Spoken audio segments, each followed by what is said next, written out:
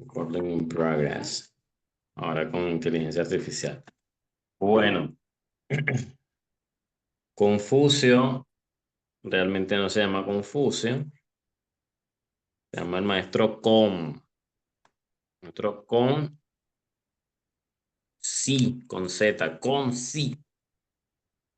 Hay otras traducciones que le ponen el con, fu, shi. Y en otras traducciones solamente lo llaman el maestro Con.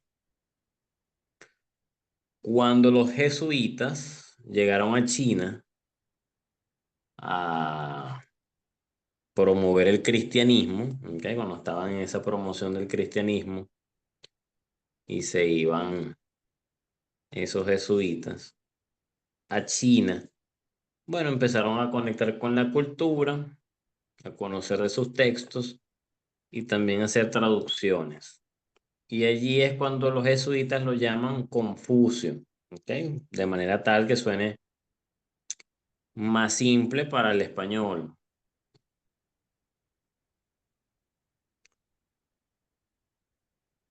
Pero no sé, siempre yo me pongo conspiranoico, porque me parece que quizás también para generar o transgiversar la, la imagen de él, ¿no? Occidente, para que entonces la gente lo asocie con confusión. ¿Ok? Entonces, por eso Posible. mucha gente cuando uno habla de Confucio, Confucio es el maestro de la confusión, ese. Entonces, claro, lo desvirtúan de lo que es su legado o su enseñanza. Vamos a estudiarlo a través de este libro. Se llama Analectas. Analectas de Confucio. Es la versión de Simón Leys, el traductor o el siniólogo que se encarga de esta traducción. Siniólogo es la persona que se adentra al estudio de la, la cultura, la mitología china, y desde esa andanza, de esa labor y ese trabajo, traduce también los antiguos textos o enseñanzas chinas al español. Lo hacen los siniólogos. Es una carrera, eso se estudia. La siniología, ¿no? Dedicarse a los estudios de la antigua China. Este es el apartado de libros de Arca de Sabiduría de la editorial Edad. ¿Ok? La editorial Edad. Se consigue en Tecniciencia. ¿Ok? En Valencia, en Caracas, con esta presentación. Es una presentación renovada. Es una reimpresión nueva. Porque en el PDF que les envié en el grupo de WhatsApp van a ver las portadas antiguas de esta recopilación de libros de Arca de Sabiduría. Esa era la portada anterior. Eran libros más pequeños. Ahora los hace un poquito más grandes, quedan un poquito más finos y las portadas son mucho más bonitas. ¿Ok? Si lo quieren leer con esta portada, ¿ok? También se las envié al grupo, pero está en formato EPUB. EPUB es un formato de lectura de libros, pero algunos teléfonos no lo leen. Pero eso se resuelve entrando en Play Store y descargando cualquier aplicación de lectura del libro EPUB. ¿Ok? Es un formato así como PDF, pero especializado para libros.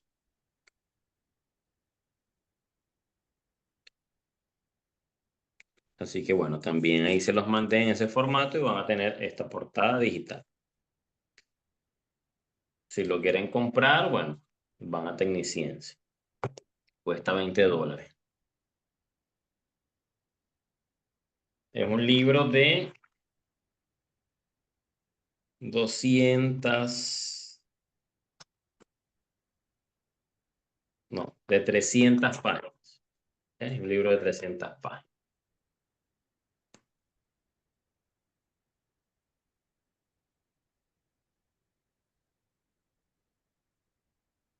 Vamos a leer un poquito sobre Simon Leys, a ver qué nos dice acá el libro, de quién es este señor. Simon Leys es el seudónimo de Pierre Ryckmans, nacido en Bruselas, Bélgica, 1935. Falleció en el 2014, hace 11 años. Fue un escritor, crítico literario, traductor y cineólogo belga. Estudió Derecho e Historia del Arte en la Universidad Católica de Lovaina. Un viaje de un mes en China hizo que continuara sus estudios de lengua, literatura y arte chinos en Taiwán, Singapur y Hong Kong. En el 1970 se estableció en Australia y fue profesor de literatura china en la Universidad Nacional de Australia y posteriormente en la Universidad de Sydney. Fue miembro de la Academia Australiana de Humanidades. En 1971 publicó Los trajes nuevos del presidente Mao, entre otros muchos títulos, libro en el que denuncia la barbarie de la revolución cultural en China. Y en el 2004 fue galardonado con el Premio Mundial Sino del Duca.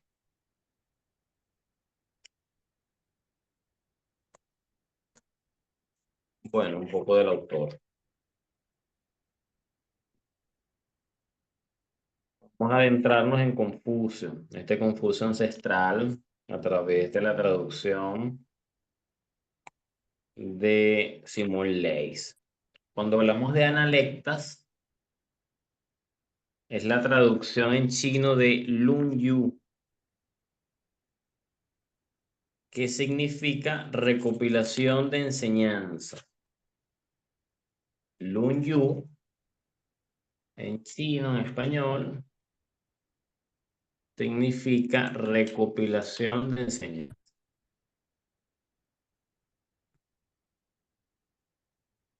que también se denomina analectas.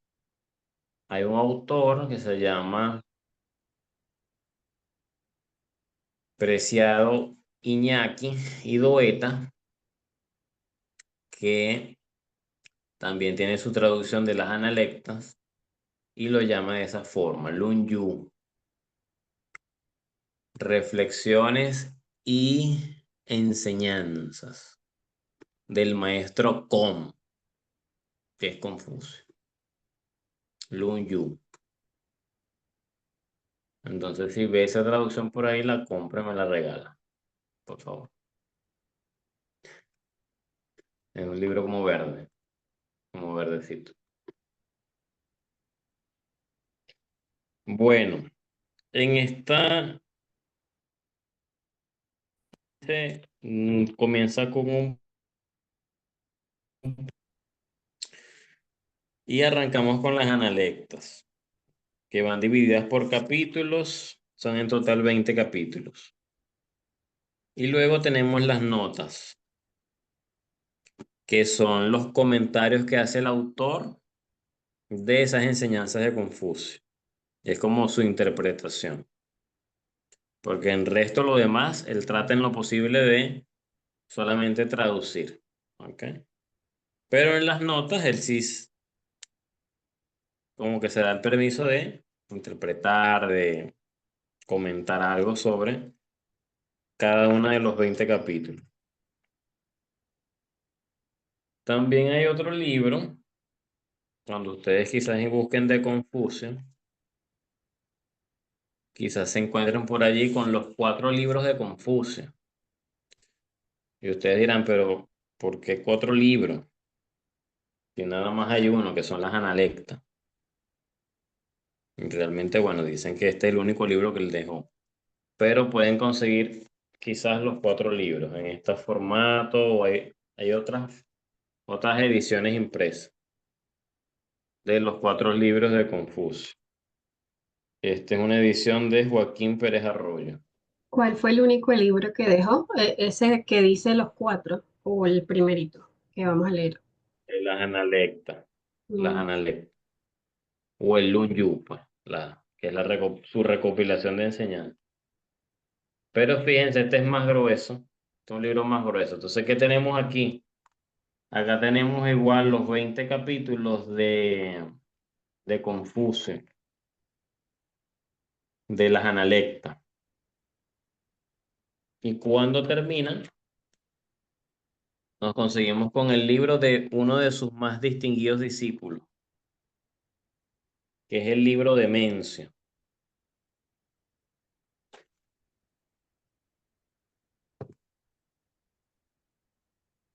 Tampoco se llamaba Mencio, ¿ok? Se llamaba Menchu. Pero bueno, los jesuitas haciendo de la suya. Y tiene otro libro, acá tiene unos libros cortitos,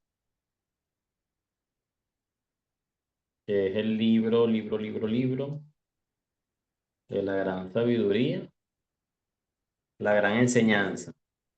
Es un libro cortico y hay otro libro cortico aquí adentro que se llama El Justo Medio. Ok.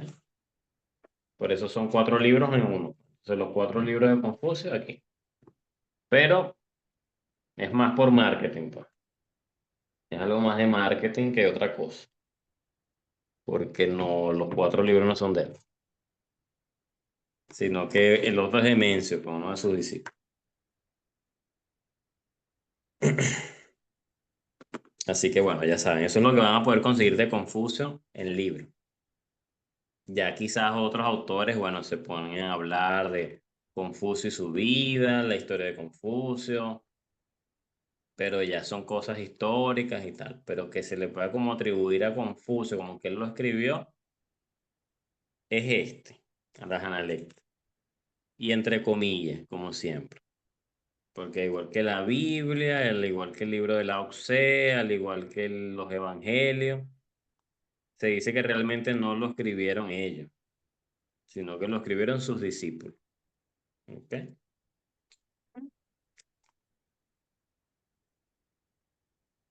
Listo, comenzamos.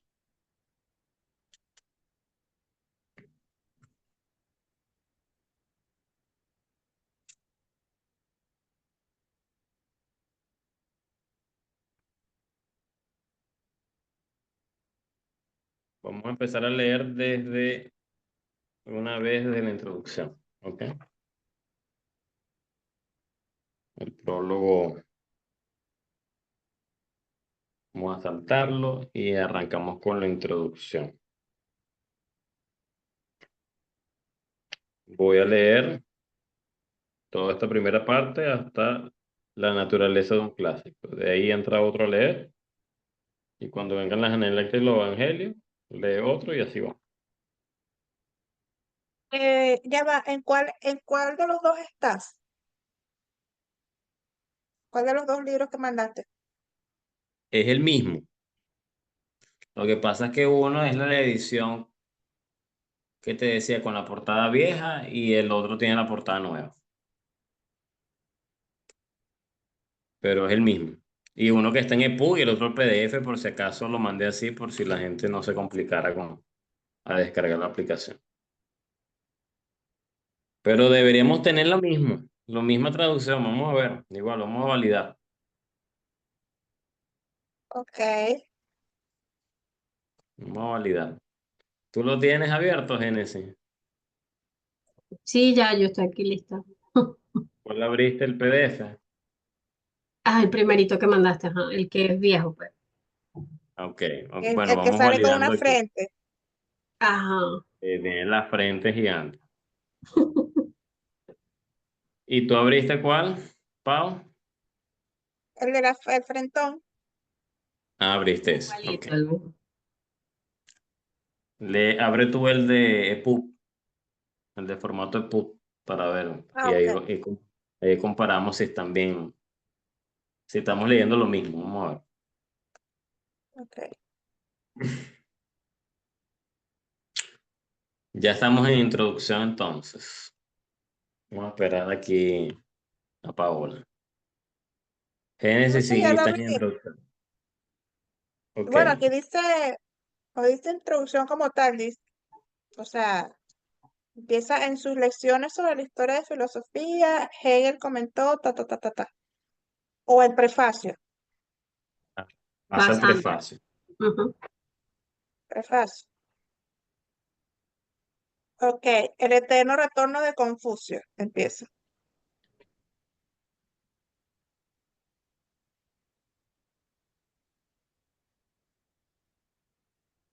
Aquí comienza Luxum en la introducción.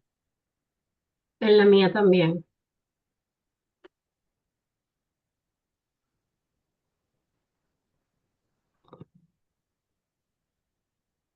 Pero ya va. ¿Será que tienes que bajar más? Yo tuve que bajar más o menos. O sea, la mía está, imagínate, página 12, porque está Aquí me prefacio, dice, una nota. primero hablan del prefacio, después hablan del prólogo. Ajá, pásalo. Pasa el prólogo.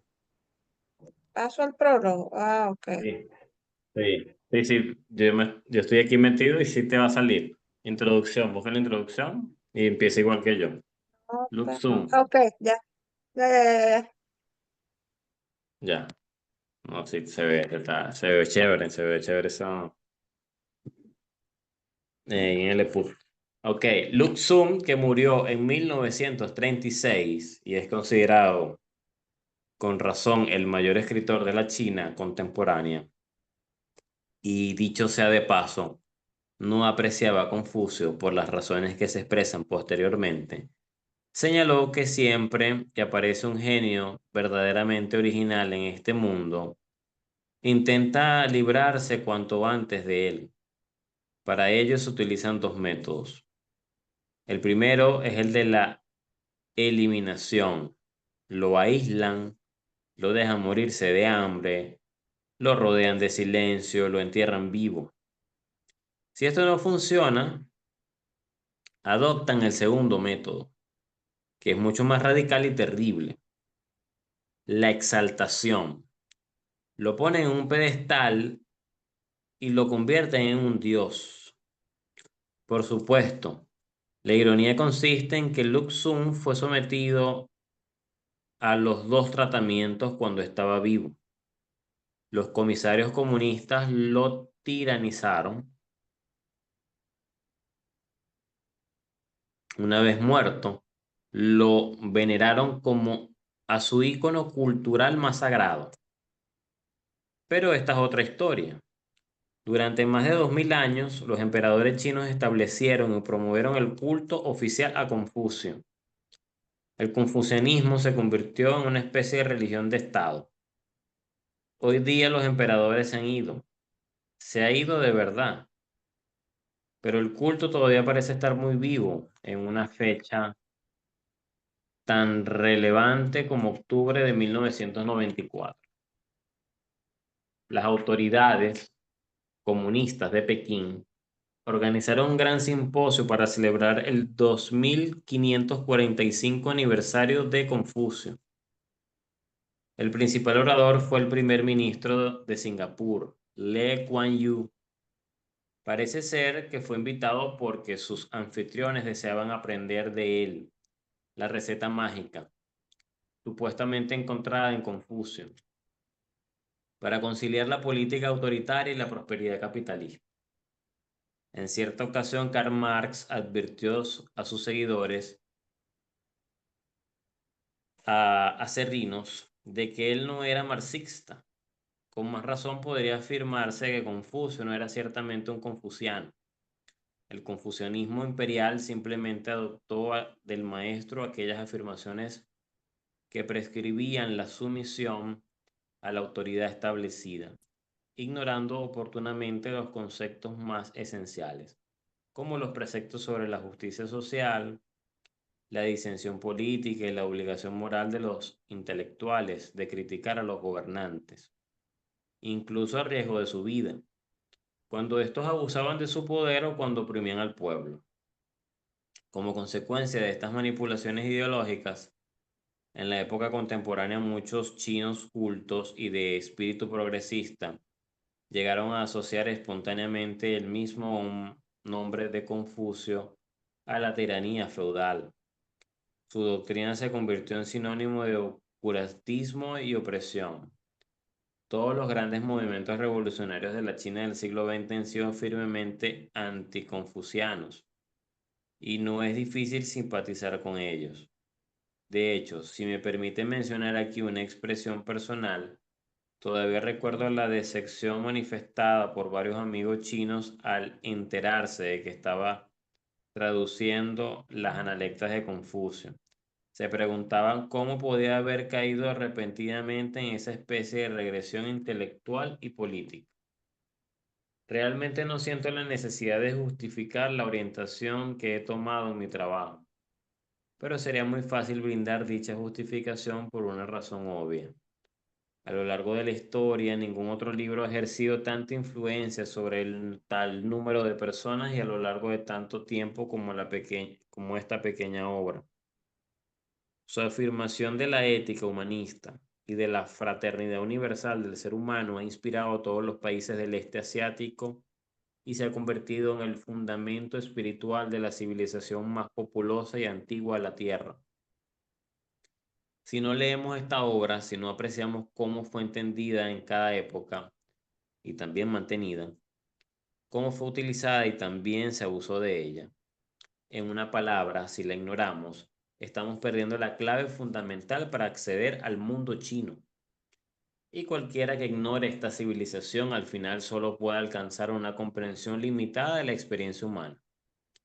Esta única consideración bastaría para justificar nuestro interés en Confucio, aun cuando hubiera tenido el carácter tan desagradable con el que muchos e importantes intelectuales chinos llegaron a descubrirlo a principios de este siglo. No me corresponde a mí decir si lo tuvo o no.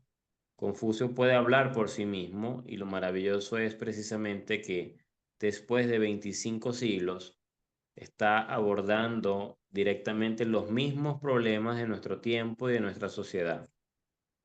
Pero esta modernidad de Confucio es un aspecto que quizá y paradójicamente los lectores no chinos se hallen en una mejor posición de apreciar. La única ventaja que podemos sacar de nuestra condición de extranjeros ignorantes es precisamente la posibilidad de considerar esta obra como una especie de inocencia imparcial, como si fuera una obra reciente, totalmente nueva. Esta inocencia les es negada a los lectores nativos. Para ellos, las analectas es un clásico por excelencia. Y antes de seguir, deberíamos considerar brevemente lo que significa el concepto de un clásico. ¿Quién sigue?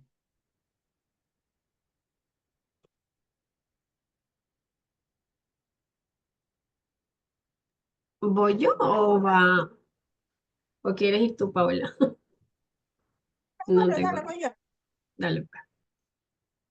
Un clásico, la naturaleza de un clásico. Un clásico es esencialmente un texto abierto, en el sentido de que conduce constantemente a nuevos desarrollos, nuevos comentarios y diferentes interpretaciones. Con el paso del tiempo, estos comentarios, interpretaciones y glosas forman una serie de capas de depósitos, acrecentamientos y aluviones que se acumulan, aumentan y se superponen unos sobre otros, sobre las arenas y los sedimentos de un río de aluvión cuyo cauce ha sido obstruido. Un clásico permite incontables usos y abusos, comprensiones y malentendidos. Es un texto que continúa creciendo, puede ser deformado y enriquecido, pero retiene una identidad esencial, aunque no pueda ya recuperarse plenamente su forma original. En cierta entrevista, Jorge Luis Borges dijo: "Los lectores crean de nuevo los libros que leen. Shakespeare es hoy día más rico que cuando él escribía. Cervantes también. Cervantes fue enriquecido por Unamuno. Shakespeare fue enriquecido por Coleridge y Bradley. Así es como crece un escritor. Tras su muerte continúa desarrollándose en la mente de sus lectores, Y la Biblia, por ejemplo, hoy día es más rica que cuando se escribieron sus diversas partes. Un libro se beneficia del paso del tiempo. Todo puede beneficiarlo. Incluso los malentendidos pueden ayudar a un autor. Todo ayuda, incluso la ignorancia o el descuido de los lectores. Después de haber leído un libro, se puede retener una impresión inexacta del mismo, pero esto significa que ha sido modificado en la memoria. A mí me sucede esto con frecuencia. Caramba, no sé si me atrevo a confesarlo, pero siempre que cito a Shakespeare me doy cuenta que lo he mejorado. En cierto sentido, si se me permite utilizar una imagen trivial, la forma en que cada afirmación de un clásico puede reunir los comentarios de la posteridad, puede compararse con las perchas de la pared de un vestidor. Los sucesivos usuarios del vestidor llegan uno tras otro a colgar sus sombreros, abrigos, paraguas, bolsos o cualquier cosa. Lo que cuelga aumenta de una forma pesada, colorida y diversificada hasta que las perchas desaparecen totalmente bajo esa carga. Para el lector nativo, el clásico es intrincado y está abarrotado. Es un lugar lleno de personas, voces, cosas y recuerdos que vibran con ecos. Para el lector extranjero, por el contrario, el clásico presenta a menudo el aspecto desamparado del vestidor cuando todo el mundo se ha ido. Una habitación vacía con simples filas de perchas solitarias en una pared desnuda. Y esta extrema austeridad, esta simplicidad desconcertante y severa es la causante, en parte, de la impresión paradójica de modernidad, que es la que probablemente tendrá. Continúo. Yo voy a leer así. Las analectas y los evangelios. ¿Me oyen? Ajá. ¿Me escuchan? No sé, si quieres seguir, chévere. O sea, yo, ¿O Sigue, no sigue. Ok, era que se me escuchaban. no, sí, te escuchamos fino. Ok. Las Sigue. analectas y los evangelios. Las analectas constituyen el único texto en el que puede encontrarse al Confucio real y vivo. En este sentido, las analectas son a Confucio lo que los evangelios son a Jesús. El texto, que consiste en una serie discontinua de afirmaciones breves, diálogos y anécdotas cortas, fue recopilado por dos generaciones sucesivas de discípulos y discípulos de estos, a lo largo de unos 75 años tras la muerte de Confucio, lo que significa que la recopilación fue probablemente completada un poco antes o alrededor del año 400 a.C. El texto es como un edredón multicolor hecho de piezas. Son fragmentos que han sido cosidos juntos por diferentes manos, con una habilidad desigual, por lo que a veces existen algunas repeticiones, interpolaciones y contradicciones. Hay algunos enigmas e innumerables grietas, pero en conjunto se dan muy pocos anacronismos estilísticos. El lenguaje y la sintaxis de la mayoría de los fragmentos son coherentes y pertenecen al mismo periodo. En un punto esencial, la comparación con los evangelios es especialmente esclarecedora. Los problemas que presentan los mismos textos han llevado a algunos investigadores contemporáneos a cuestionar su credibilidad e incluso a dudar de la existencia histórica de Cristo. Estos estudios han provocado recientemente una curiosa reacción, sobre todo por proceder de alguien inesperado, Julian Grach, viejo y prestigioso novelista que estuvo muy cercano al movimiento surrealista. Hizo un comentario de lo más sorprendente por proceder de un agnóstico. Es una reciente obra de ensayos. En una reciente obra de ensayos, Grach reconocería en primer lugar el impresionante conocimiento de uno de estos investigadores, a cuyas conferencias había acudido en su juventud, así como la devastadora lógica de su razonamiento, pero confesaba que, al final, él seguía con la misma objeción esencial. A pesar de toda su formidable erudición, el estudioso en cuestión sencillamente no tenía oídos, no podía oír lo que era tan obvio para cualquier lector sensible. el hecho de que subyace a todos los textos de los evangelios una poderosa unidad de estilo de gran maestría, que procede de una voz única e inimitable. Existe la presencia de una personalidad singular y excepcional, cuyas expresiones son tan originales y audaces que podrían calificarse positivamente de osadas. Ahora bien, si se niega la existencia de Jesús, se deben transferir todos estos atributos a algún escritor oscuro y anónimo, que habría poseído el improbable genio de inventar dicho personaje, o lo que es aún más inverosímil, habría que transferir esta prodigiosa capacidad de invención a todo un comité de escritores. Y Crack llegaba a la siguiente conclusión. Al final, si los investigadores contemporáneos, los clérigos de mentalidad progresiva y el dosel público se rinden ante toda una erosión crítica de las escrituras, el último grupo de defensores que mantendrá con obstinación que existe un Jesús vivo en el núcleo central de los evangelios, estará formado por artistas y escritores creativos para los que las pruebas psicológicas del estilo tienen mucho más peso que los simples argumentos filológicos. ¿Quién fue Filológicos. Confucio? ¿Cómo? Sí, Filólogo. filológicos. Ajá. Filológico. ¿Qué es Ay, filológico? quiero leer esta Ya parte lo yo. vamos, No sé qué es, ¿verdad? Buena pregunta. ya lo vamos a ¿Sabes qué? investigar, yo lo estoy investigando. No sé. Ok. Filológico. Argumentos Filológico filológicos. es el Ajá. plural de filológico. El término filológico se refiere a lo relacionado con la filología, ¿ok? Para que les quede Ah, ok. claro. Es el estudio de las lenguas, las literaturas y las culturas asociadas a ellas, o al estudio diacrónico de los textos y de todos los vestigios de lengua escrita. Ok. Ok, buenísimo. Es el estudio de Ajá. las lenguas y las literaturas. Listo. Ok. Ok. ¿Quién Ajá. fue Sigue Confucio? Génesis. Va a seguir Ajá. Génesis. Quiero leer esta Ok. parte.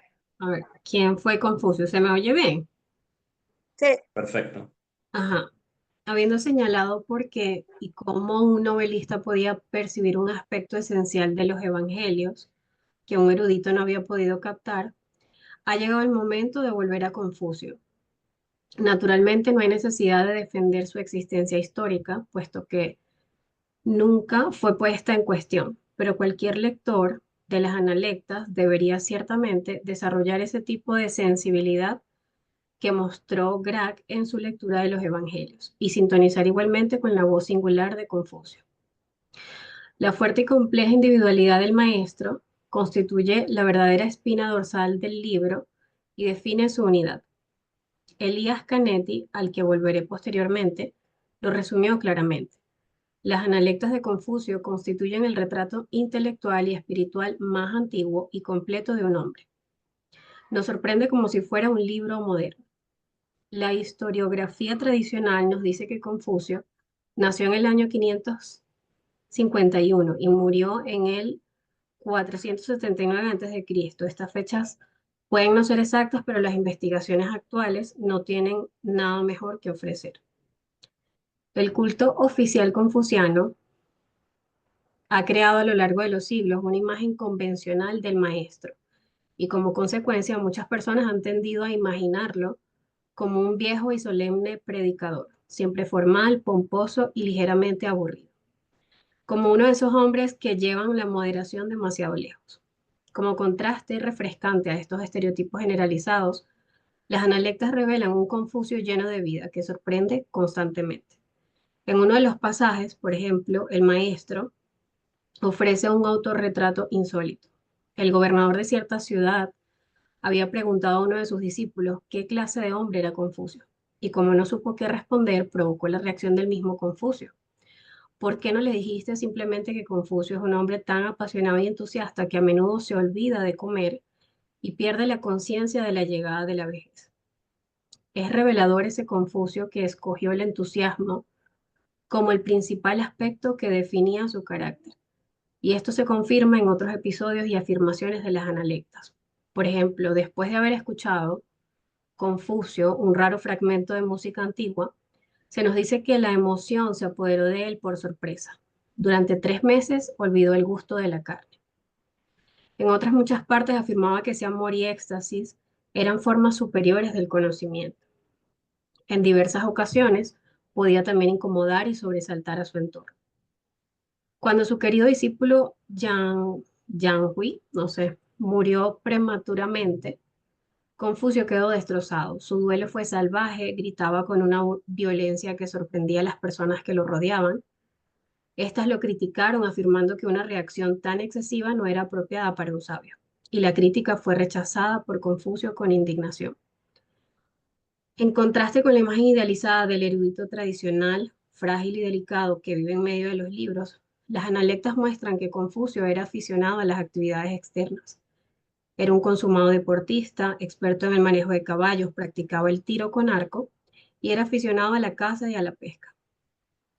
Era también un audaz e incansable viajero en una época en la que los viajes era una aventura difícil y arriesgada.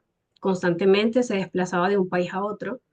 La China preimperial era un mosaico de estados autónomos en los que se hablaban dialectos diferentes, aunque compartían una cultura común, situación comparable de algún modo con la de la Europa de la Edad Moderna. A veces se vio sometido a grandes peligros físicos y escapó por poco a emboscadas preparadas por sus enemigos políticos. En cierta ocasión, desesperado por su falta de éxito en el intento de transformar el mundo civilizado conforme a sus principios, contempló la posibilidad de marcharse y establecerse entre los bárbaros. En otra ocasión, barajó la idea de navegar mar adentro en una balsa, tal como se solía hacer en su época en los viajes oceánicos. Por cierto, este osado plan les resultaría infinitamente incomprensible a los eruditos menos aventurados de las épocas posteriores. Confucio fue un hombre de acción, audaz y heroico, pero también fue esencialmente una figura trágica, y esto no ha sido tal vez suficientemente percibido. El error fundamental que se ha desarrollado con respecto a Confucio se resume en la etiqueta con la que la China imperial empezó a venerarlo y al mismo tiempo a neutralizar el potencial originalmente subversivo que contenía su mensaje político. Durante 2000 años, Confucio fue canonizado como el primer maestro supremo. Su fecha de nacimiento, 28 de septiembre, todavía se celebra en China como el Día de los Maestros. Esta es una cruel ironía, por supuesto. Confucio dedicó mucha atención a la educación, pero nunca consideró que la enseñanza fuera su primera y verdadera vocación. Su verdadera vocación fue la política. Ay, qué interesante. Y durante toda su vida conservó una fe mística en su misión política. Confucio vivió en una época de transición histórica, en una época de aguda crisis cultural. En un aspecto fundamental existe una cierta similitud entre su época y la nuestra. Él estaba siendo testigo del colapso de una civilización. Veía cómo se hundía su mundo en la violencia y en la barbarie. 500 años antes se había establecido una orden feudal universal que había unificado todo el mundo civilizado. Esa había sido la hazaña de uno de los mayores héroes culturales de China, el duque de Zhou. Pero en los tiempos de Confucio la tradición Zhou ya no era operativa y el mundo Zhou se estaba desmoronando. Confucio creía que el cielo lo había escogido para convertirse en el heredero espiritual del duque de Zhou y que era él quien debía revivir su gran proyecto, restaurando el orden del mundo, basándose una nueva ética y salvando a toda la civilización. Las analectas están impregnadas de la inquebrantable creencia que Confucio tenía en su misión celestial. Constantemente se preparaba para ella y de hecho, el reclutamiento y formación de sus discípulos formaban parte de su plan político.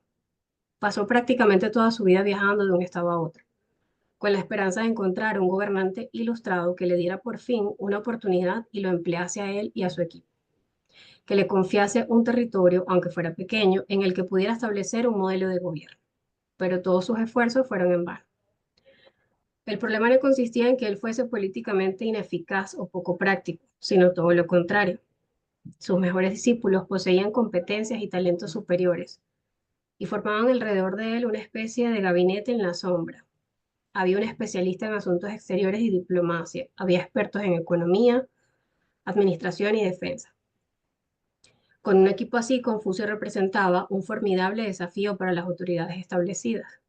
Duques y príncipes se sentían incapaces de actuar según sus pautas, y sus respectivos ministros sabían que si Confucio y sus discípulos conseguían introducirse en la corte, ellos se quedarían muy pronto sin empleo.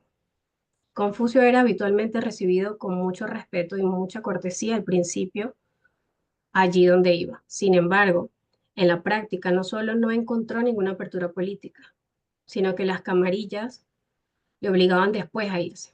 Incluso a veces se desarrollaba rápidamente una hostilidad local y literalmente tenía que huir para salvar la vida. Al principio de su carrera, Confucio ocupó brevemente un cargo de rango inferior. Después de eso, ya nunca en su vida ocupó ningún cargo oficial. Desde ese punto de vista, puede afirmarse realmente que la carrera de Confucio fue un total y colosal fracaso. Una posteridad formada por admiradores y discípulos fue reacia a contemplar esta dura realidad. El fracaso humillante de un líder espiritual es siempre una paradoja de lo más perturbadora que difícilmente puede afrontar la fe ordinaria. Consideremos de nuevo el caso de Jesús. Fue necesario el paso de 300 años para que los cristianos fuesen capaces de afrontar la imagen de la cruz. Así pues, la trágica realidad de Confucio como político fracasado fue sustituida por el mito glorioso del Confucio, el maestro supremo.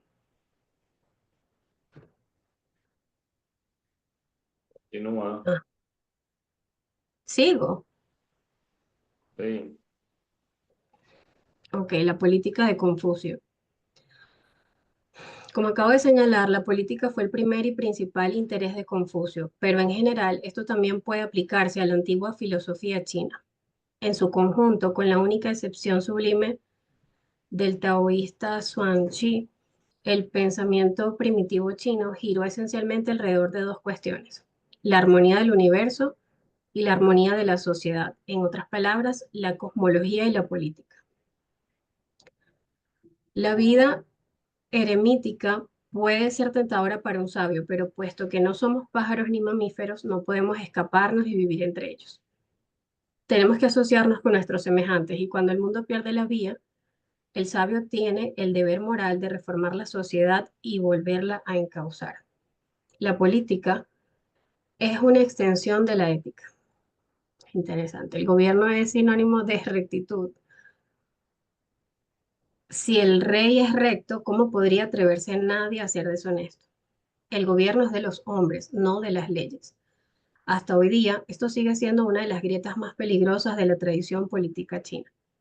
Confucio desconfiaba profundamente de las leyes. Las leyes invitan a las personas a volverse tramposas y sacan lo peor de ellas. La verdadera cohesión de una sociedad se asegura no mediante normas legales, sino a través de la observancia del ritual. La importancia central de los ritos en el orden confuciano puede parecer al principio desconcertante para algunos lectores occidentales, que evocan en su mente pintorescas imágenes de caballeros orientales sonriendo e inclinándose incesantemente unos ante otros. Pero la rareza es meramente semántica. Basta con sustituir simplemente la palabra rito por conceptos como costumbres, usos civilizados, convenciones morales o incluso decencia ordinaria. E inmediatamente se da uno cuenta de que los valores confucianos están extraordinariamente cercanos a los principios de la filosofía política que el mundo occidental heredó de la Ilustración. Montesquieu, en particular, que paradójicamente no compartió la euforia china de su época, ya que detectó un despiadado despotismo en la práctica política de la China del siglo XVIII,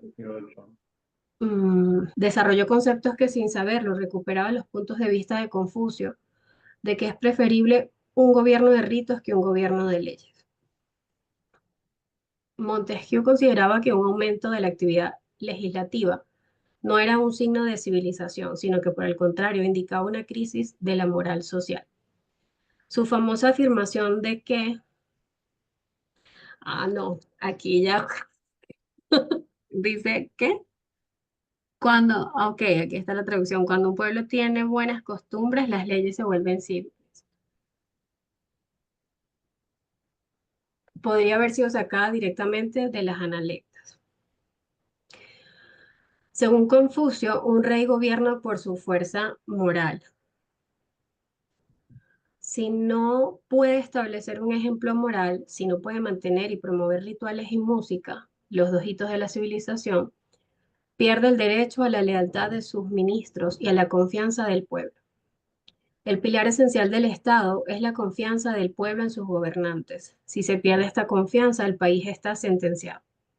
Confucio decía con frecuencia que bastaba con que un gobernante lo emplease para poder realizar muchas cosas en un año y lograrlo todo en 3. Un día un discípulo le preguntó, si un rey fuese a confiarte un territorio que pudieras gobernar conforme a tus ideas, ¿qué es lo primero que harías?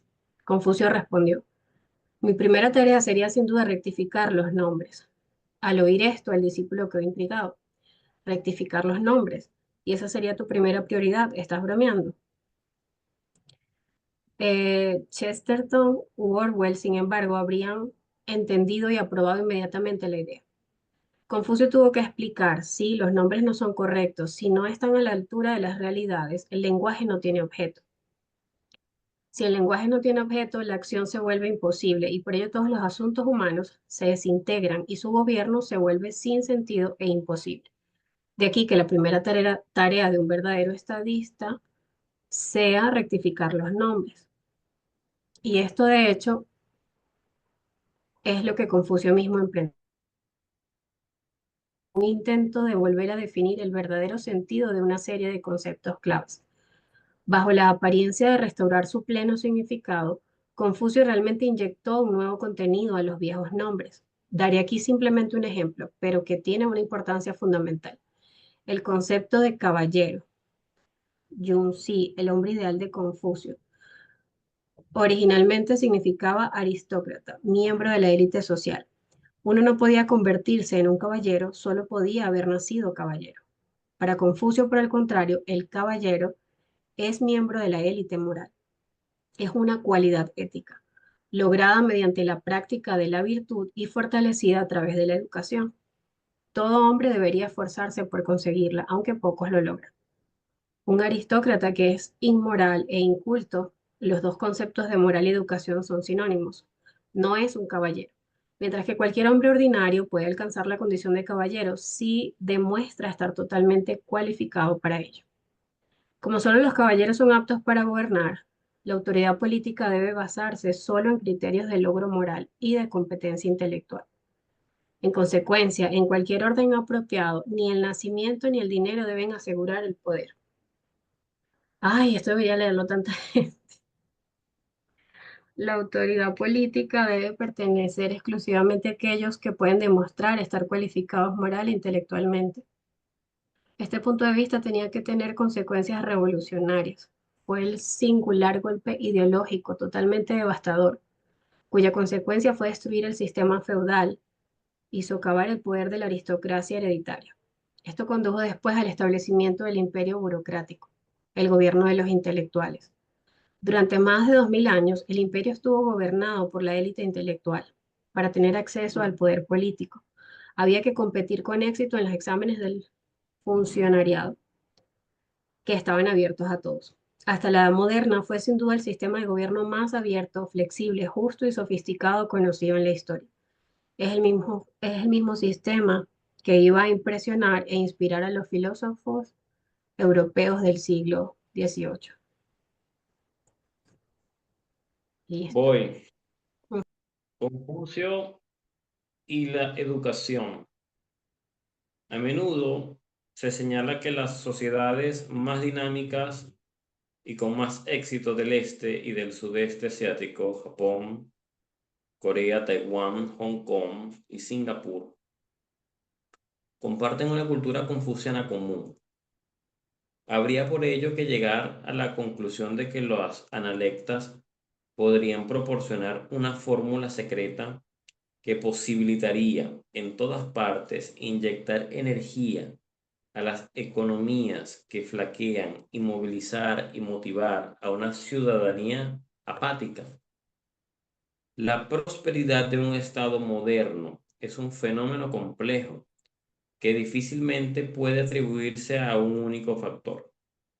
Sin embargo, existe sin duda un rasgo común que caracteriza a las diversas sociedades confucianas, pero hay que señalar que este mismo rasgo puede encontrarse en otros grupos sociales o étnicos, por ejemplo, en ciertas comunidades judías del mundo occidental, que son igualmente creativos y prósperos, pero que no tienen conexión alguna con la tradición confuciana.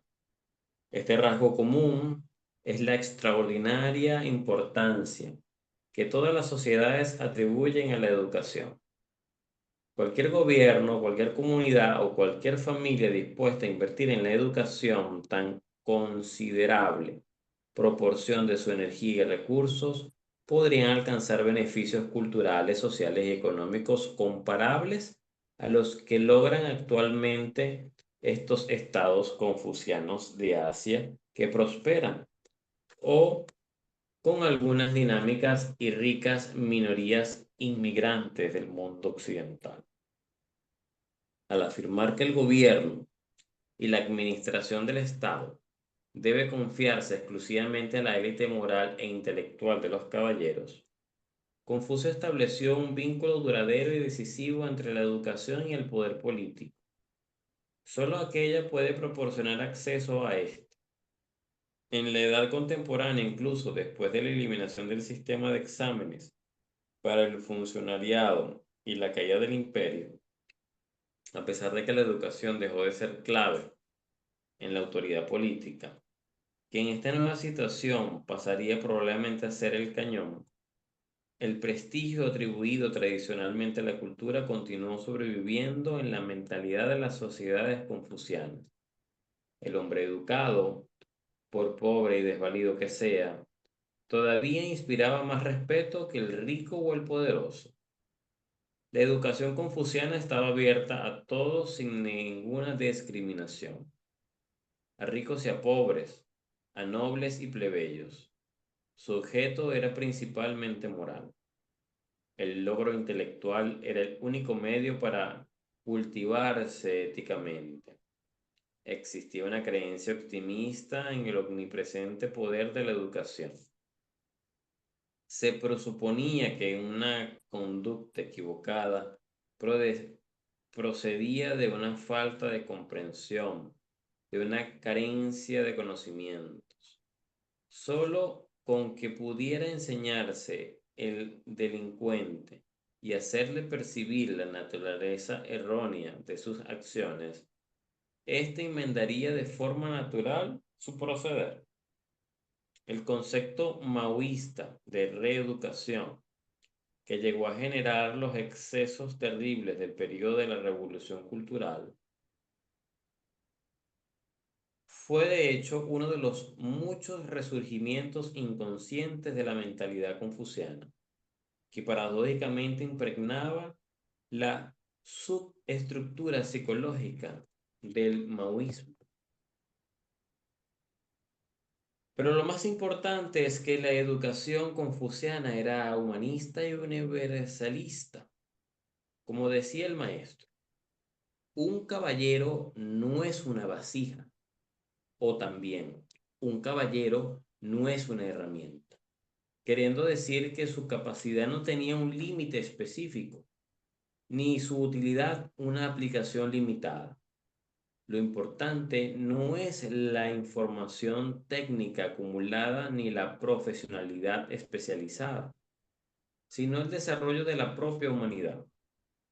La educación no tiene que ver con tener, sino con ser.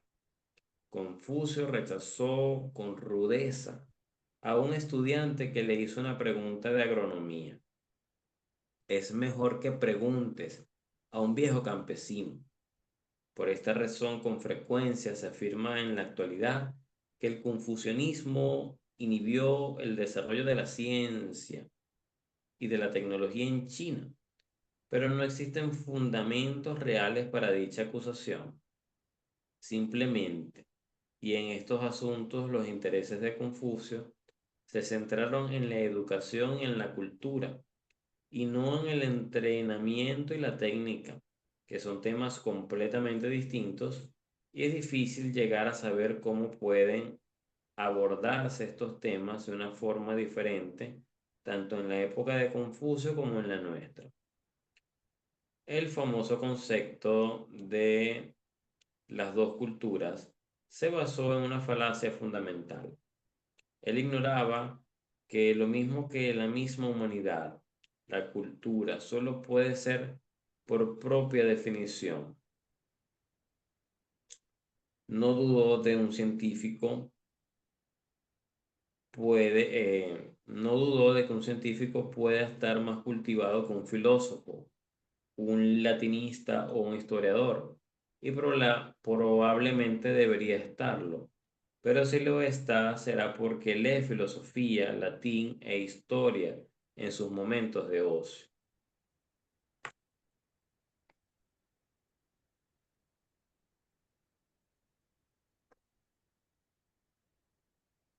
Termina, Paola. Sí. Esta página. Los silencios de Confucio. En el corto ensayo que escribió sobre Confucio, Elías Canetti, al que cité anteriormente, resaltó algo que se le ha pasado por alto a la mayoría de los estudiosos. Señaló que las analectas constituyen una obra cuya importancia no reside solo en lo que dice, sino también en lo que no dice. Esta observación es iluminadora. Sin duda, las analectas hacen un señalado uso de lo no dicho, lo cual es también un recurso característico del espíritu chino. Más adelante encontraría sus explicaciones más expresivas en el campo estético, el uso de los silencios en la música, el del vacío en la pintura y en los espacios sin nada de la arquitectura.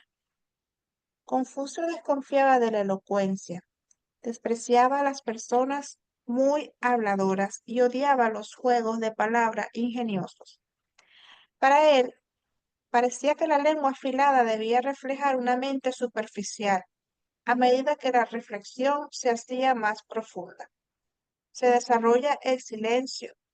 Confucio advirtió que su discípulo favorito solía decir tan poco que a veces los demás se habrían preguntado si no era necio. A otro discípulo que le había preguntado sobre la virtud suprema de la humanidad, Confucio le respondió de una forma típica: quien posee la suprema virtud de la humanidad es reticente a hablar. Lo esencial está más allá de las palabras. Todo lo que puede ser dicho es superfluo. Por ello, un discípulo señaló: podemos oír y juntar las enseñanzas de nuestro maestro en lo que respecta al conocimiento y la cultura, pero es imposible hacerle hablar sobre la naturaleza esencial de las cosas o sobre la voluntad del cielo. Este silencio no reflejaba la indiferencia ni escepticismo respecto a la voluntad del cielo. De hecho, conocemos muchos pasajes de las Analectas que Confucio consideró como la guía suprema de su vida, pero él habría suscrito la famosa conclusión de Wittgenstein: de lo que uno no puede hablar es mejor callarse. No negaba la realidad de lo que está más allá de las palabras, simplemente ponía en guardia contra la locura de intentar alcanzarla con palabras. Su silencio era una afirmación: existe una realidad de la que no podemos decir nada. Los silencios de Confucio se producían fundamentalmente cuando sus interlocutores intentaban llevarlo a la cuestión del más allá. Esa actitud ha inducido a menudo a los comentaristas a llegar a la conclusión de que Confucio era agnóstico. Esta conclusión me parece superficial. Consideremos este famoso pasaje.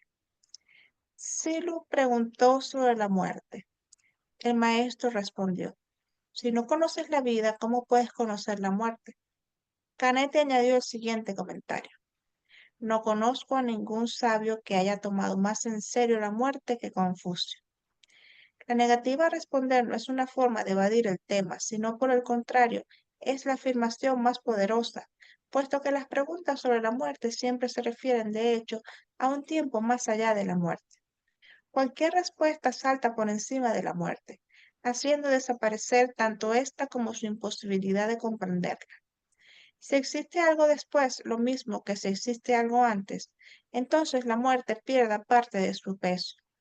Confucio se niega a jugar con este inútil juego de manos. Al igual que el espacio vacío de la pintura, que concentra e irradia toda la energía interna del cuadro, el silencio de Confucio no es una retirada ni una huida. Conduce a un compromiso inmediato y más profundo con la vida y la realidad. Cerca ya del fin de su carrera, Confucio dijo un día a sus discípulos: "Ya no quiero hablar más". Los discípulos quedaron perplejos. "Pero maestro, si no hablas, ¿cómo podremos, pobres de nosotros, ser capaces de transmitir ninguna enseñanza?". Confucio respondió: "¿Acaso habla el cielo?". Sin embargo, las 4 estaciones siguen su curso y las 100 criaturas continúan naciendo. ¿Acaso habla el cielo?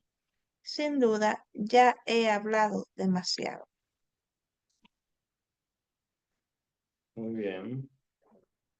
¿Algo que queramos comentar? ¿Alguna reflexión de la introducción que, que nos hizo ruido, que nos llamó la atención?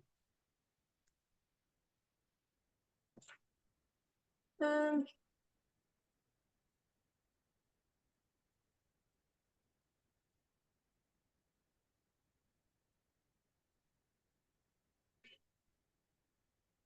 Veo que muchos de los sabios eh, estaban más dirigidos como al tema político que a otra cosa. Sí, sobre todo más Confucio. Confucio se involucró mucho más. Y como era más, no era tan ermitaño, sino que estaba más cercano allí, entonces más los políticos buscaban tener consejos de él, involucrarlo en cuestiones políticas. Entonces, el, la enseñanza de Confucio se ve más aplicada a la sociedad. No sé si cómo se puede considerar? Creo que eso queda así como perdido. O sea, un filósofo con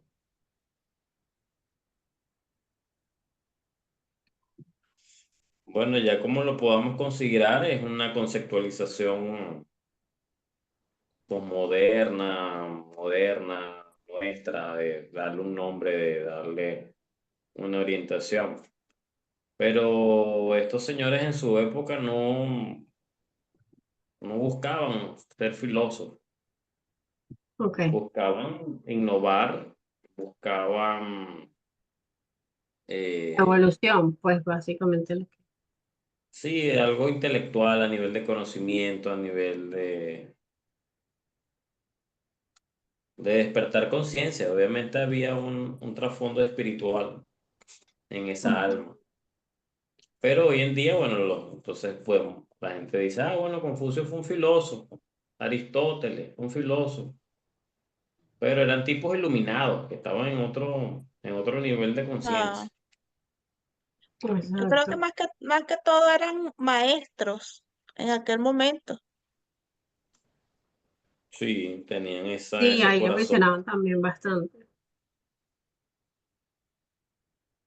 tenían ese corazón de maestro. Ujú, Bueno, chévere. vamos a adentrarnos, a ver si podemos leer por lo menos unos 3 o 4 capítulos, ¿ok? De las Analectas. Mm, ay, yo sé, déjame ver si me quedo por aquí el documento. Le toca a Génesis. Voy, déjame ver si me quedo por aquí porque lo cerré. Ya va. Bueno, mientras tú lo vas buscando, yo voy Sí, leyendo. dale. Capítulo 1 Entonces, en el capítulo 1 y todos los demás vamos a ver que tiene 1.1, 1.2, son como las enseñanzas. Entonces, en el capítulo 1 tenemos 1.1. El maestro dijo, no es una alegría aprender algo y después ponerlo en práctica a su debido tiempo. No es un placer tener amigos que vienen de lejos. No es rasgo de un caballero no incomodarse cuando se ignoran sus méritos. El maestro Yu dijo, un hombre que respeta a sus padres y a sus mayores difícilmente estará inclinado a desafiar a sus superiores. Un hombre que no esté inclinado a desafiar a sus superiores nunca fomentará una rebelión. Un caballero trabaja en lo esencial. Una vez que lo esencial esté asegurado, se desarrolla la vía. Respetar a los padres y a los mayores es la base esencial de la humanidad. El maestro dijo, la charla ingeniosa y las maneras afectadas rara vez son signos de bondad.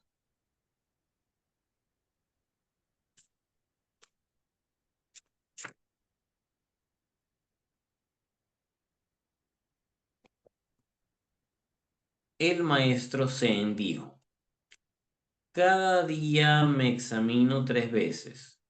Cuando actúo en nombre de otros, he sido digno de confianza. En mi relación con mis amigos, he sido leal. He practicado lo que me ha enseñado. El maestro dijo, para gobernar un estado de tamaño medio, hay que despachar los asuntos con dignidad y buena fe, ser frugal y amar a todos, movilizar al pueblo solo en los momentos adecuados. 1.6. El maestro dijo, en el hogar, un joven debe respetar a sus padres. Fuera de él, debe respetar a sus mayores. Debe hablar poco, pero con buena fe. Amar a todos, pero unirse a los virtuosos. Una vez hecho esto, si todavía tiene energía, dejadlo que se cultive. Sixia dijo, un hombre que valora la virtud más que la buena apariencia, que dedica toda su energía a servir a su padre y a su madre, que está dispuesto a dar su vida por su soberano y que en la relación con sus amigos es leal a su palabra. Aunque alguno pueda llamarlo inculto, yo seguiré manteniendo que es un hombre educado. El maestro dijo, un caballero que carece de gravedad no tiene autoridad y lo que ha aprendido es superficial. Un caballero valora todo sobre la lealtad y la fidelidad. No se hace amigo de los que son moralmente inferiores a él. Cuando comete una falta no tiene reparos en corregirlo. El maestro Zen dijo, cuando se honra a los muertos y se mantiene viva la memoria de los antepasados remotos, la virtud de un pueblo se halla en su plenitud. Sikin preguntó a Sigong, cuando el maestro llega a otro país, siempre se informa de su política. ¿Pide él esa información o se la dan? Sigón respondió, el maestro la obtiene siendo cordial, amable, cortés, moderado y respetuoso. El maestro tiene una forma de preguntar que es muy diferente a la de los demás. ¿No es esto así? El maestro dijo, Cuando el padre está vivo, observa las aspiraciones del hijo. Cuando el padre está muerto, observa las acciones del hijo. Si 3 años después éste no se ha desviado de la forma de proceder de su padre, puede sin duda llamarse un hijo obediente. 1.12. El maestro Yo dijo, cuando se practican los ritos, lo más importante es la armonía. Es esto lo que embelleció el proceder de los antiguos reyes, lo que inspiró cada uno de los movimientos, grandes y pequeños. Pero ellos sabían dónde detenerse. La armonía no puede buscarse por sí mismo. Ha de estar siempre subordinada a los ritos. De otro modo, no funciona. El maestro Yo dijo, si tus promesas se ajustan a lo que es correcto, podrás cumplir tu palabra. Si tus maneras se adaptan a los ritos, podría mantenerte libre de la vergüenza de la desgracia. El mejor apoyo procede de los propios parientes. 1.14. El maestro dijo, un caballero come sin llenar su vientre, escoge una morada sin exigir comodidad. Es diligente en su trabajo y prudente en su hablar. Busca la compañía de los virtuosos para corregir su propio proceder. De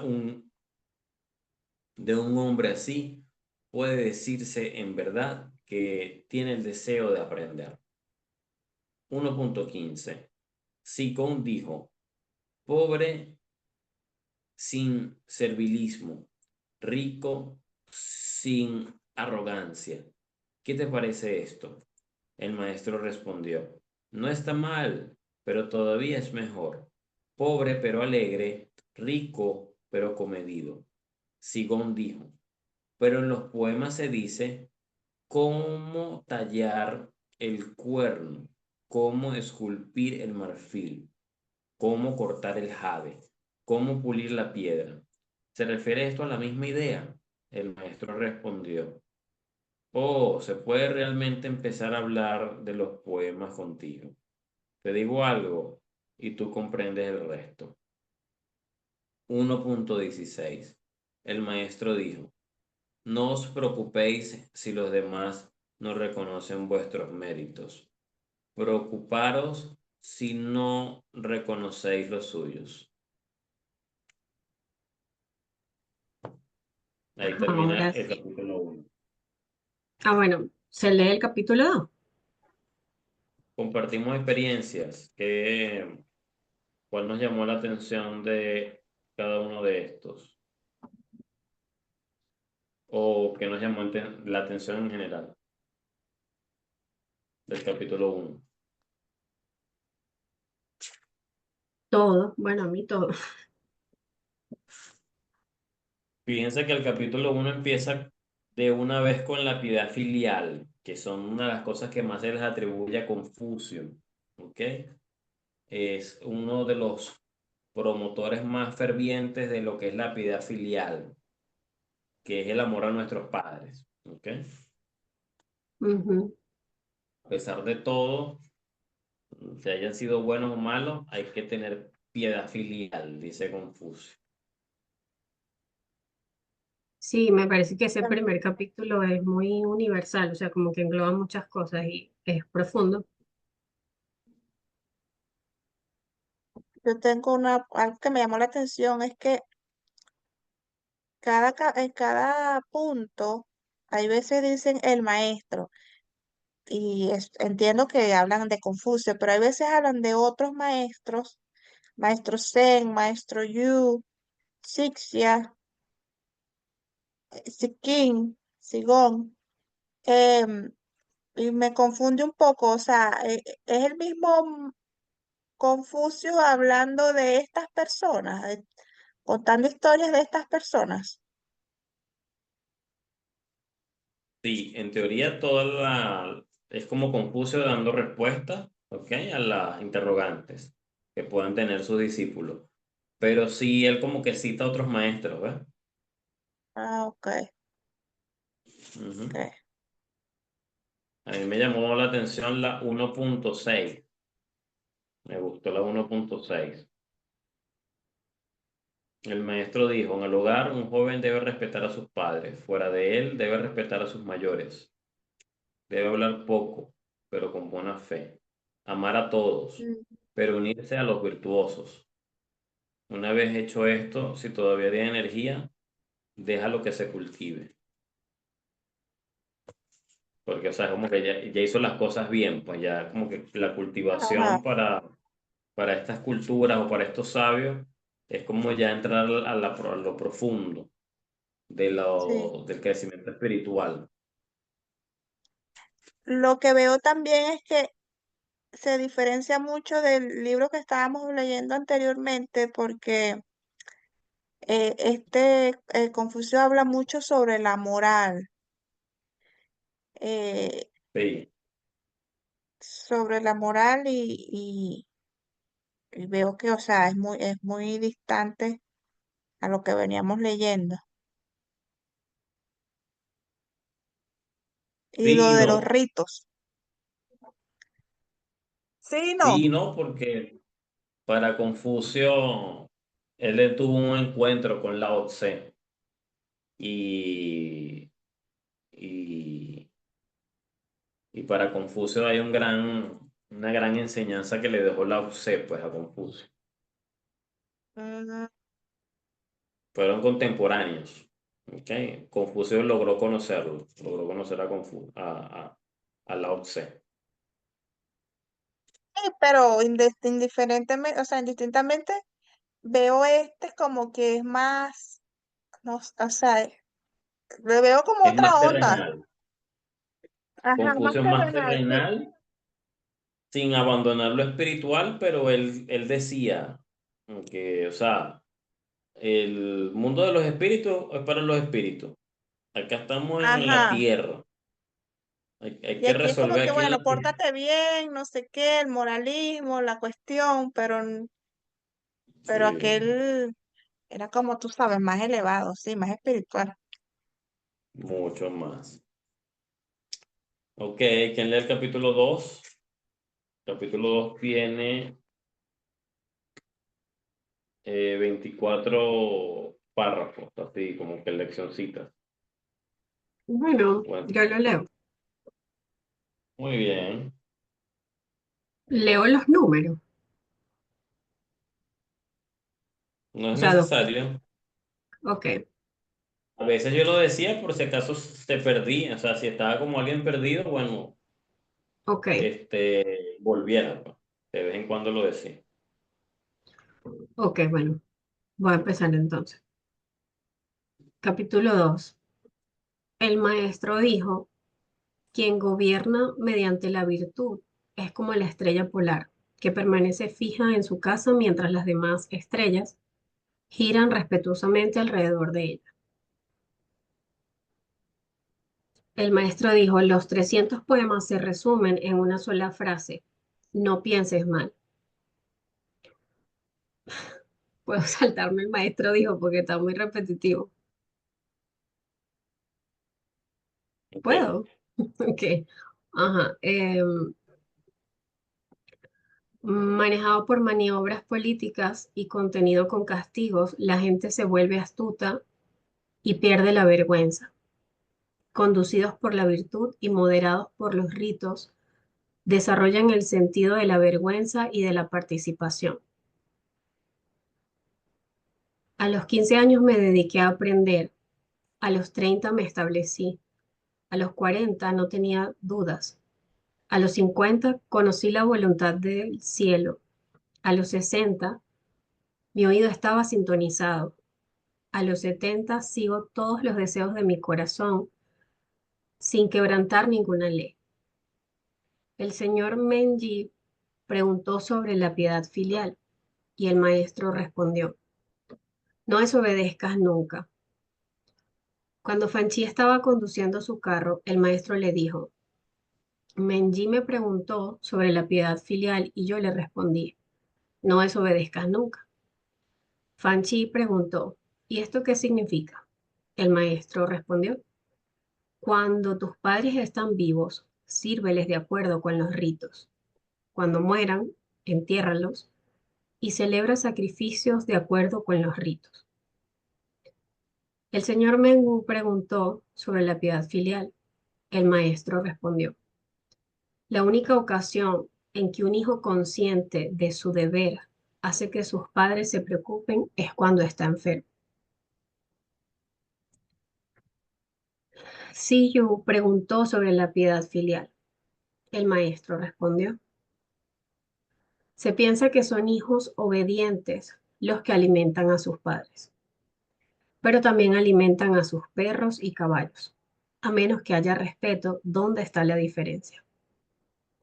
Si Chia preguntó sobre la piedad filial y el maestro respondió: lo que importa es la actitud. Si los jóvenes prestan simplemente sus servicios cuando hay trabajo por hacer o dejan que sus mayores beban y coman cuando hay vino y comida, ¿acaso podría considerarse esto como piedad filial? El maestro dijo: puedo conversar todo el día con Yang Wei y nunca está en desacuerdo, así que parece torpe.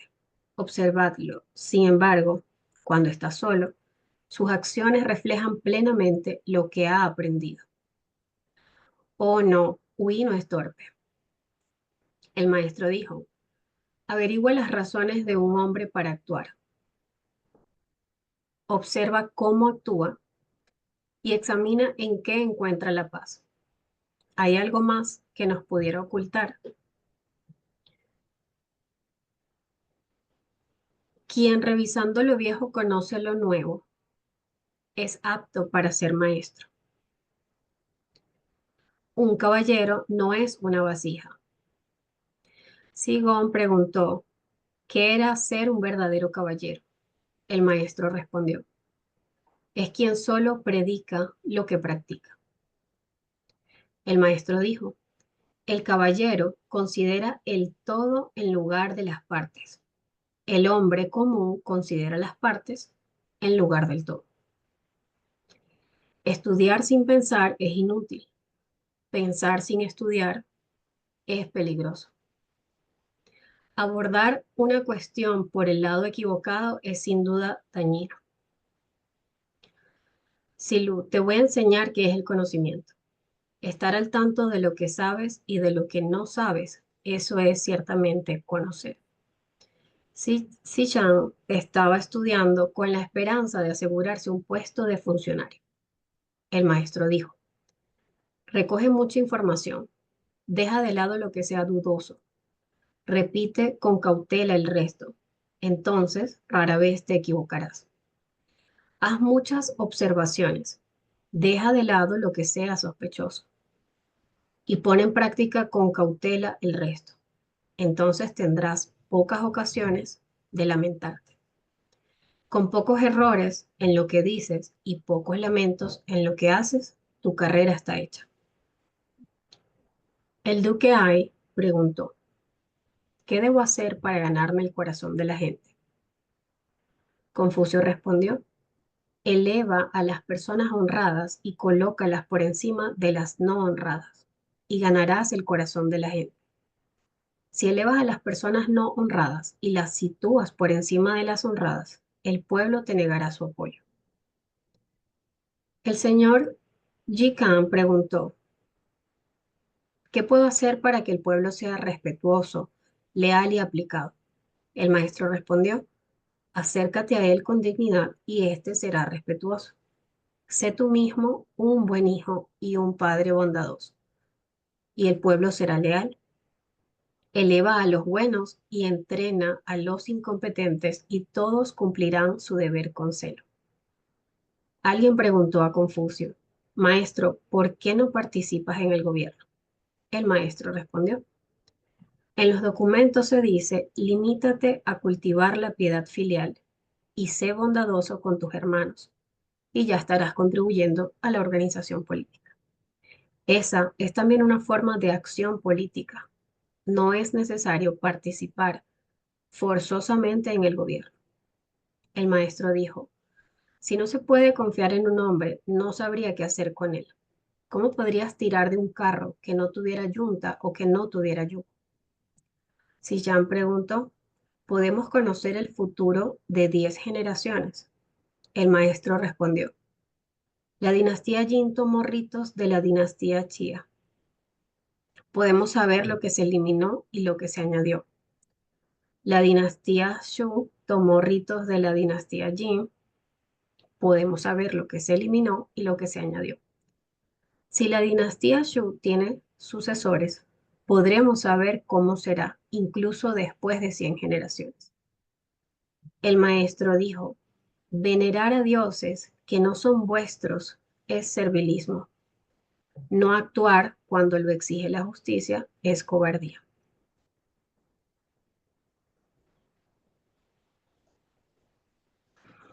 Bien.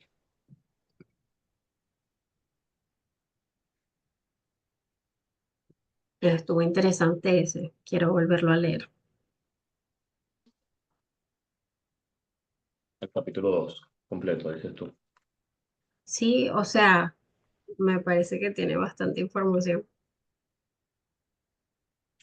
Me gusta el 2.4. A los Ajá, ese 15 fue el me que me dediqué a gustó. Ajá, aprender. yo también me quedé ahí, qué coño. Y uno a veces se estresa aquí, que no, me falta o esto o aquello. Ajá, Y mira todo lo que recorrió. A los 60 mi oído estaba sintonizado. O sea, que escuchaba a Ahí Dios. cuando yo leí eso dije, wow, Ahí ya canalizaba en exacto, HD. sí, A los 70 bueno, ya seguía las leyes de Dios, pues, del universo.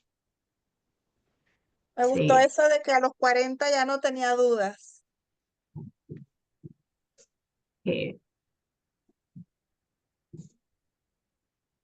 fíjense, son 7 etapas, porque llega hasta los 70, o sea, son como 7 eslabones, 7 chakras, siete leyes la verdad. espirituales. A mí me gustó esa y la que dice de la política, porque bueno, a mí me ha tocado tener un entorno de política, incluso clientes, y mi pensar es ese, pero nunca lo había escuchado. O sea, como que no con esas palabras, pero obviamente estas son otras y más sabias, pero yo decía, o sea, tenía como esa visión, pues, y me pareció muy, muy bonito.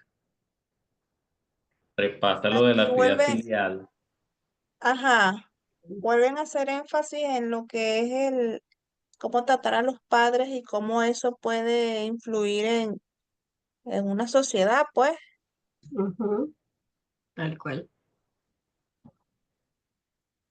El 2.8 ¿qué analizan allí ustedes? Porque dice que lo que importa es la actitud si los jóvenes prestan simplemente sus servicios cuando hay trabajo por hacer o dejan que sus mayores beban y coman cuando hay vino y comida. ¿Acaso puede considerarse esto como piedad filial? Deja la pregunta ya abierta. Yo lo veo como que te hace pensar más allá, o sea, ir más profundo, porque no es como que, ay, tienes piedad filial siendo, o sea, haciéndolo tácito, ¿no? Que bueno, tengo comida, toma, tengo esto, toma, sino más interno, o sea, como, bueno, así lo percibí yo, pues, que la piedad filial es como más esa parte del ser, ¿no? Tal vez esa nutrición del ser, cómo eres con tus padres, no sé, o con la gente, no, no solo teniendo, sino siendo. Exacto. Sí, interesante. Me hizo acordar a una paciente que le dejó de hablar a sus padres. Mm, Ella era una hija muy abnegada a sus papás. Ella tiene una profesión que le permite estar bien económicamente y bueno, le hacía el mercado a sus papás, se los llevaba y todo. Pero ella se empezó a dar cuenta que ella también les daba una mesada y eso, y el dinero se lo gastaba en alcohol. Tanto así que ella llegó a conseguirlos una vez no respondían ni nada, y cuando entró al apartamento estaban alcoholizados, estaban sumamente borrachos, no estaban ni comiendo la comida que ella les llevaba, estaban las comidas dañadas, los vegetales. Ella sintió tanta indignación de que ellos jugaran con ella, eso es lo que expresa ella, pues, que jugaran con ella y su dinero, que ella se levantaba temprano todos los días a trabajar para que ellos estuvieran bien alimentados. Y desde ese entonces ella no los trató más, pues. Ella salió del apartamento y dijo, bueno, hasta aquí y tal, y no los trató más.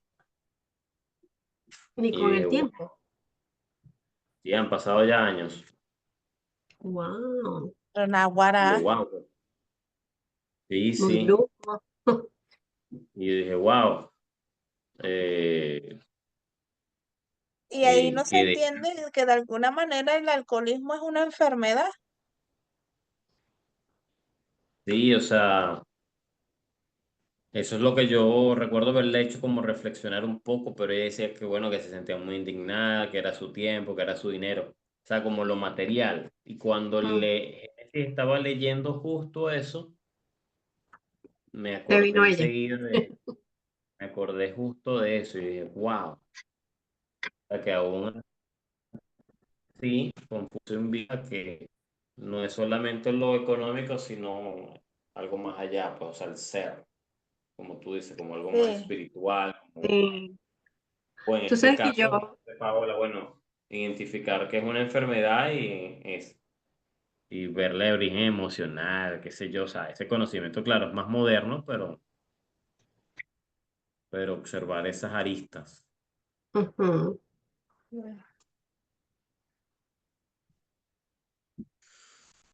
Bueno, ¿qué más nos llevamos de estas primeras 50 páginas de Confucio? me gustó este cortico que decía, estudiar sin pensar es inútil, pensar sin estudiar es peligroso. Me gustó. Pensar sin estudiar. ¿sabes que a mí me hizo Sí. ruido esa última parte? ¿Qué interpretaron ustedes? A ver si yo lo pensé de otra manera. O sea, de que pensar sin estudiar es peligroso. De Pensar alguna sin manera estudiar. tú tienes que basar, o sea, tener un basamiento a través del conocimiento que puedes adquirir, porque si no, o sea, aunque tiene otra arista, pensar sin estudiar es peligroso. No, bueno, no sé, ¿qué opinas tú? Ve, yo me quedé igual y que, Sí. Denis, ilumínanos. Bueno, a mí lo que me llega es que por más que uno pueda tener dones o habilidades o saber algo o pensar algo, igual es importante como estudiarlo. Ujú, ¿Ok? Por ejemplo, a veces Ok, lo veo mucho en las personas que leen el tarot ok, intuitivamente, pues nunca estudiaron, sino que leen el tarot y tienen sus dones, ¿ok? No se les quita, es maravilloso, es hermoso. Pero a veces esas personas hartan por su boca, así como que, no, yo no necesito estudiar. Yo intuitivamente leo las cartas de que tengo 10 años, 12 años.